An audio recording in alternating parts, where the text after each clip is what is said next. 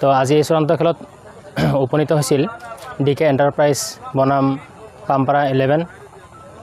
তো আমি যিখিনি প্ৰথম অৱস্থাত ভাবিছিলোঁ যে খেলখন আগতে আমাৰ উদ্দেশ্য আছিল যে খেলখন এখন পাতিব লাগে আমাৰ অঞ্চলত, যে এই খেলখন পাতিলে খেলখন চাই বা বিভিন্ন উন্নতমানৰ প্লেয়াৰবিলাকৰ পৰা খেলবিলাক চাই নৱপ্ৰজন্মই উৎসাহিত হ'ব আৰু খেলৰ প্ৰতি আকৰ্ষিত হ'ব, যাতে ইয়াৰ পৰাই আমাৰ এই অঞ্চলৰ পৰাই ভাল আমি খেলুৱৈ সৃষ্টি কৰিব পাৰোঁ।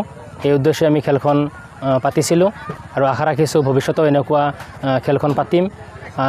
ভাবিছিলোঁ প্ৰথম অৱস্থাত সাহস পোৱা নাছিলোঁ যে এনেকুৱা ডাঙৰ এখন খেল আমি কেনেকৈ অনুষ্ঠিত কৰিম, কিন্তু দেখা পাইছোঁ যে সকলো ৰাইজৰে সকলোৰে সহযোগিতা সকলোৱে আমাক কি কৰিছে, সহায় সহযোগিতা আগবঢ়াইছে, যাৰ বাবে আমি খেলখন সুচাৰুৰূপে আমি পৰিচালনা কৰিবলৈ আমি সক্ষম হৈছোঁ। আৰু আশা ৰাখিম যে এনেকুৱা খেল আমি অনুষ্ঠিত কৰিলে সকলোৱে যাতে আমাৰ লগত সহায় সহযোগিতা আগবঢ়ায়। তো এইখিনিতে আমি ভাবিছিলোঁ যে প্ৰথম যেতিয়া আমি চেম্পিয়ন দিছিলোঁ আমি 50,001 টকা, লগতে ট্ৰফি দিছিলোঁ। তাৰপিছত সকলোৱে আগবাঢ়ি আহিছিল আৰু বিশেষকৈ আমাৰ পাম্পাৰা গাঁৱৰ মুক্তচালী তেখেতে আমাৰ চেম্পিয়ন আজি 50,000 মানি ট্ৰফি আছিল, মানি দিছিল আৰু ট্ৰফিটো আজানপীৰ মাছুম মডেল একাডেমীৰ পৰা দিছিল। আৰু ৰানাৰ্ছ আপত মানিখিনি দিছিল 30,000 টকা আছিল, 30,001 টকা আমাৰ পাম্পাৰা গাঁৱৰ আজহাৰ আলীয়ে দিছিল আৰু ট্ৰফিটো দিছিল সৰবুক গাঁৱৰ চাকাচিৰি একাডেমীৰ স্বত্বাধিকাৰীৰ পৰা।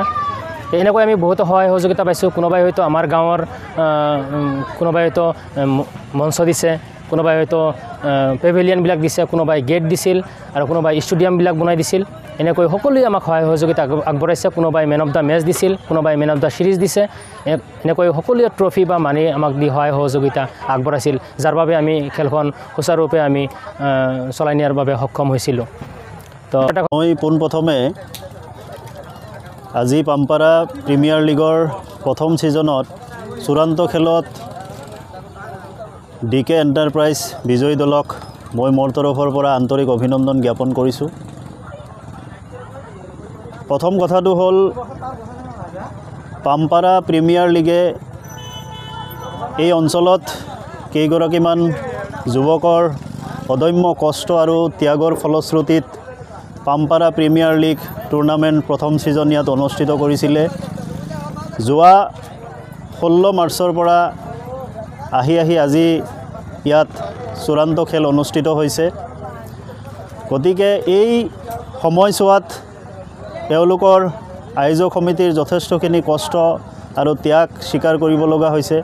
মই এই অঞ্চলৰ যুৱক হিচাপে তেওঁলোকক পোনপ্ৰথমে শলাগিছোঁ। দ্বিতীয় কথাটো হ'ল পাম্পাৰা প্ৰিমিয়াৰ লীগ অনাগত দিনত ইয়াতকৈ আৰু উন্নতমানৰ যাতে এইখন খেলপথাৰতে অনুষ্ঠিত কৰিব পাৰে তাৰে কামনা কৰিছোঁ। অসম তথা ভাৰতবৰ্ষৰ বিভিন্ন প্ৰান্তৰ পৰা খেলুৱৈসকল আহি ইয়াত 16টা খেলত যোগদান কৰিছে। আমি নথৈ আনন্দিত হৈছোঁ। বাহিৰৰ খেলুৱৈসকলক আমি ইয়াত চাব পাৰিছোঁ। কিন্তু মূল কথাটো হ'ল যে আমি স্থানীয় খেলুৱৈসকল ইয়াত সৃষ্টি কৰিব লাগিব, যাতে অনাগত দিনত আমাৰ পাম্পাৰা প্ৰিমিয়াৰ লীগে স্থানীয় খেলুৱৈসকলক যাতে প্ৰতিটো খেলত সুযোগ দিয়ে। তাৰ কাৰণে মই